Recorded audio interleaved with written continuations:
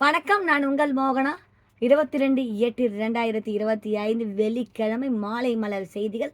பணம் பெருக்கும் வழிமுறைகள் 16. இங்கே பாருங்க, பேசிவ் வருமானம் தடுக்கும் முறைகள் பார்த்துக்கிட்டிங்களா? மாலை மலர் வாசகர்களுக்கு அன்பார்ந்த வணக்கங்கள். செல்வம் எனும் சிம்மாசனத்தை நோக்கி படிப்படியாக ஏறி வருகிறோம். வருமானம் என்பது பர்சனல் ஃபைனான்ஸின் அடி நாதமாக இழையோடுவதால் அதீத முக்கியத்துவம் பெறுகிறது. அதில் ஆக்டிவ் வருமானம், பேசிவ் வருமானம் என்று இரண்டும் உண்டு என்று பார்த்தோம். இந்த பாருங்க, இவங்க பேர் கூட போட்டுக்கிறாங்க, சுந்தரி ஜெகதீசனா.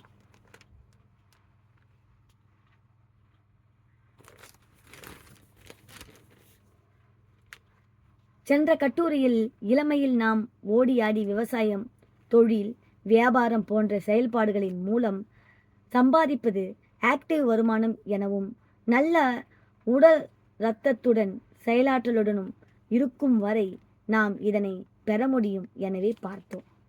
அப்படியானால் நம் உடலறமும் செயல்திறனும் குறையும் போது எப்படி வாழப்போகிறோம்? ஏனெனில் உடல் உழைப்பினால் வரும் வருமானம் வயதானால் நின்றுவிடும், செலவு நிற்காதே. அதுவும் சமீப காலங்களில் நிலவும் பணவீக்கத்தையும் விலைவாசி உயர்வையும் பார்க்கும்போது வருடங்கள் செல்ல செல்ல செலவு பல மடங்கு அதிகரிக்கும் என்பது புரிகிறது. அந்த செலவை சமாளிக்க ஒவ்வொருவரும் வங்கி டெபாசிட், பங்கு சந்தை, ரியல் எஸ்டேட், தங்கம் என்று அவரவருக்கு வசதியான வழியை தேர்ந்தெடுக்கிறோம். வங்கியில் இருந்து கிடைக்கும் வட்டி வருமானத்தில் ஓய்வு காலத்தை கழிக்க முடிவு செய்துள்ள பலரில் நீங்களும் ஒருவரா? அப்படியானால் இந்த கணக்கு உங்களுக்குத்தான் என்று உங்கள் குடும்பத்திற்கு ஆகும் மாத செலவு சுமார் 30,000 என்றால் 25 வருடங்கள் கழித்து நீங்கள் ரிட்டையர் ஆகும்போது இருவர் மட்டுமே அதிக ஆடம்பரமின்றி வாழ்க்கையை தொடர்ந்தாலும் பணவீக்கம் மற்றும் விலைவாசி உயர்வு காரணமாக உங்களுக்கு மாதம் 18 லட்சம் தேவைப்படும். இந்த தொகையை மாதம் மாதம் வட்டியாக பெற உங்களிடம் 4.5 கோடி ரூபாய் ரொக்கமாக இருக்க வேண்டும். இவ்வளவு தொகை எப்படி சேமிப்பது என்று மலைகிறீர்களா? எப்பேற்பட்ட அலிபா குகையாக இருந்தாலும் அதை திறக்கவும் ஒரு மந்திர சாவி உண்டல்லவா? அப்படி இந்த பொருளாதார பயணத்தில் மந்திர சாவியாக இருப்பது பர்சனல் ஃபைனான்ஸ். தனிநபர் பொருளாதார ஓய்வு கால பண பிரச்சனையை சமாளிக்க அது சொல்லும் சூத்திரம். பேசிவ் வருமானம் எனப்படும் செயலின்றி வருமானம். ஆக்டிவ் வருமானத்தில் நாம் பணத்திற்காக வேலை பார்க்கிறோம். பேசிவ் வருமானத்தில் பணம் நமக்காக இரவும் பகலும் வேலை பார்த்து நம் தேவைகளை பூர்த்தி செய்யும். ஏனெனில் பேசிவ் வருமானம் நம் உடல் உரத்தை பொறுத்த விஷயம் அல்ல, முன்கூட்டிய திட்டமிட்டு ஜெயிக்கும் நம் மன உறுதியை பொறுத்த விஷயம். பென்ஷன், வாடகை, வட்டி, டிவி, டென்ட் போன்ற பல உருவங்களில் அது நமக்கு தொடர்ந்து வருமானம் தந்து கொண்டே இருக்கும். இவ்வளவு அருமையான பேசிவ் வருமானத்தை பெற நமக்கு தேவையானது என்ன? பெரும் பணம் என்று நீங்கள் பெரிய புலியாக இருக்க வேண்டும் என்று எண்ணுவீர்களே, ஆனால் அதுவும் தவறு. நமக்கு தேவை பேசிவ் வருமானத்தை உருவாக்க வேண்டும் என்று மன உறுதியும், மியூச்சுவல் ஃபண்ட், ரியல் எஸ்டேட், பங்கு சந்தை, வங்கி டெபாசிட்டுகள் போன்றவை பற்றிய கல அறிவும் அவற்றில் முதலீடு செய்ய உதவும் ஆக்டிவ் வருமானமும் மட்டுமே. ஆனால் நம் ஆக்டிவ் வருமானத்தில் இருந்து மட்டுமே பேசிவ் வருமானம் தரும் சொத்துக்களை உருவாக்க முடியும். ஆகவே நம் ஆக்டிவ் வருமானம் நின்று போவதற்குள் பேசிவ் வருமானம் வரக்கூடிய வழிகளை நாம் திறந்துவிட வேண்டும். பேசிவ் வருமானத்தில் முக்கியமானது பென்ஷன் எனப்படும் ஓய்வு ஊதியம். நம் முந்தைய காலத்தில் ஓய்வு காலத்துக்காக சேமிப்பது என்பது அபூர்வம்.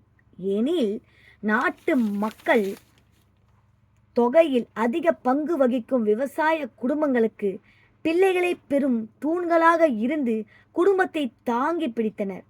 அதன் பிறகு ஆபீஸ் வேலை, தொழிற்சாலை வேலை என்று வளர்ந்த பின்னர்தான் பென்ஷன் எனும் பென்ஷன் எனும் விஷயம் வந்தது. நாம் வேலைக்கு சேர்ந்த உடனே வரும் முதல் சம்பளத்தின் இருந்தே ரிட்டையர் ஆகும்போது தேவைப்படக்கூடிய பென்ஷனுக்கான பிடித்த மேற்கொள்ளப்படுகிறது. அதான் பிடிப்பு போக கொடுக்குறாங்க. ரிட்டையர் ஆகும்போது மொத்தமாக கையில் தரப்படும் பணத்தை ப்ராவிடன்ட் ஃபண்ட் எனவும் மாதம் மாதம் தரப்படும் பணத்தை பென்ஷன் எனவும் குறிப்பிடுகிறோம். ப்ராவிடன்ட் ஃபண்ட் குறித்து ஏற்கனவே பார்த்துவிட்டோம். பென்ஷன் குறித்து இப்போதே காணலாம். தற்போது நம் நாட்டின் பழைய pension, national pension, unified pension என 3 வகையான திட்டங்கள் உள்ளன. அரசு ஊழியர்களில் 2004க்கு முன்பு அரசு வேலையில் சேர்ந்தவர்களுக்கு பழைய பென்ஷன் திட்டம் உள்ளது. இதற்கு சம்பளம் பிடித்தம் எதுவும் இல்லை. ஒரு சர்வீஸ் வருடங்கள், கடைசி பேசிக் சம்பளம் இவற்றை பொறுத்து வாழ்நாள் இறுதி வரை பென்ஷன் வருடத்துக்கு 2 முறை TA ரிவிஷன் போன்றவை முழுக்க அரசினால் வழங்கப்படுகிறது. பென்ஷன் பெறுபவர் இறக்க நேர்ந்தால் குடும்ப பென்ஷன் வழங்கப்படுகிறது. நேஷனல் பென்ஷன் திட்டத்தில் 15 வயது முதல் 60 வயது வரை அரசு ஊழியர்கள், நிறுவன ஊழியர்கள், தனிநபர்கள் என்று RI போன்ற அனைவரும் சேரலாம். இதில் சேர்ந்தவர்களிடம் இருந்து பிடித்தம் செய்யப்படும் பணம் பங்கு சந்தையில் முதலீடு செய்யப்பட்டு லாபம் சம்பாதிக்கிறது. சந்தை சார்ந்த விஷயம் என்பதால் வரக்கூடிய வருமானத்துக்கு கரண்டி இல்லை. இதில் சேரும் மொத்த தொகையில் 60% அளவுக்கு வரி பிடித்தம் இல்லாமல் ரிட்டையர் ஆகும்போது பெறலாம். மீதியுள்ள 40% NBS ஃபண்டுகளில் முதலீடு செய்யப்பட்டு மாதாந்திர பென்ஷனாக வழங்கப்படுகிறது.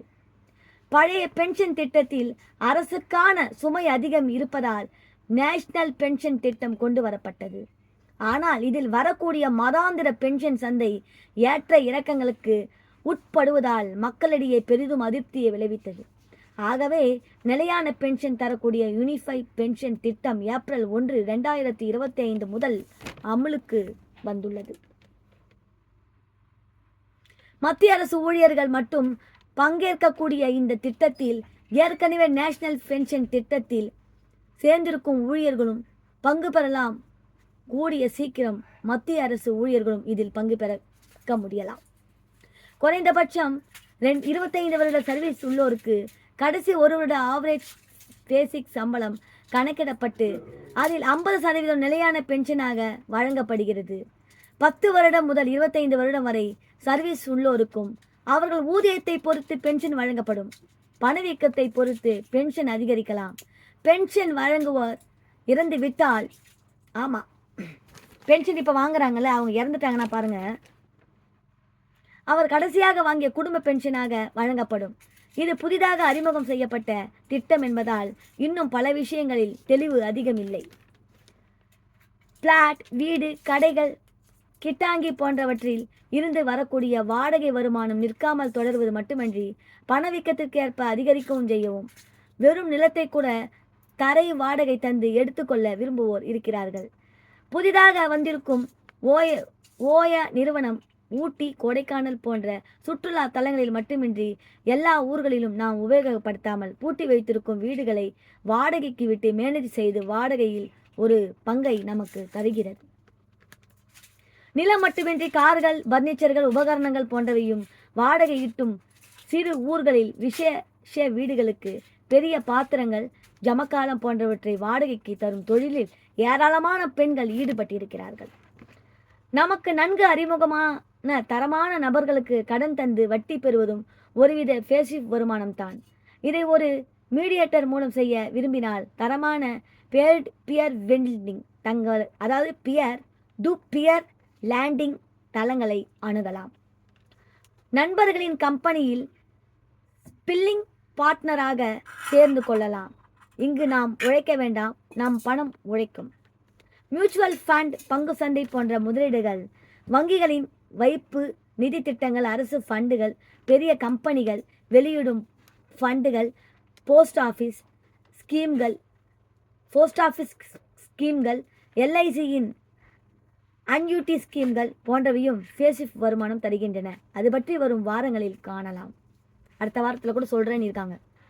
மேற்கண்ட வழிகளில் நமக்கு பொருத்தமானதை தேர்ந்தெடுத்து முதலில் செய்தால் ஓய்வு காலம் நம்மை பயமுறுத்தாது. ஆக்டிவ் வருமானம் வரக்கூடிய 60 வயது வரை வசதியாக வாழ முடிவது பெரிய காரியமல்ல. அதற்கு பின்னும் கூட யார் கையையும் எதிர்பாராமல் வாழ்வதே சிறப்பு. அப்பேற்பட்ட சிறப்பான வாழ்வைக்கு வழிவகுப்பதே பேசிவ் வருமானம். மேற்கூறியவற்றில் எந்தெந்த வழிகளில் உங்களுக்கு பேசிக் வருமானம் வருவதற்கு வழிவகை செய்து வருகிறீர்கள்? இத்துடன் இந்த மாலை மலர் செய்திகள் முடிவடைகிறது. மேலும் வேறொரு செய்தியுடன் சந்திக்கும் வரை உங்களிடமிருந்து விடைபெறுவது உங்கள் மோகனா. நன்றி, வணக்கம்.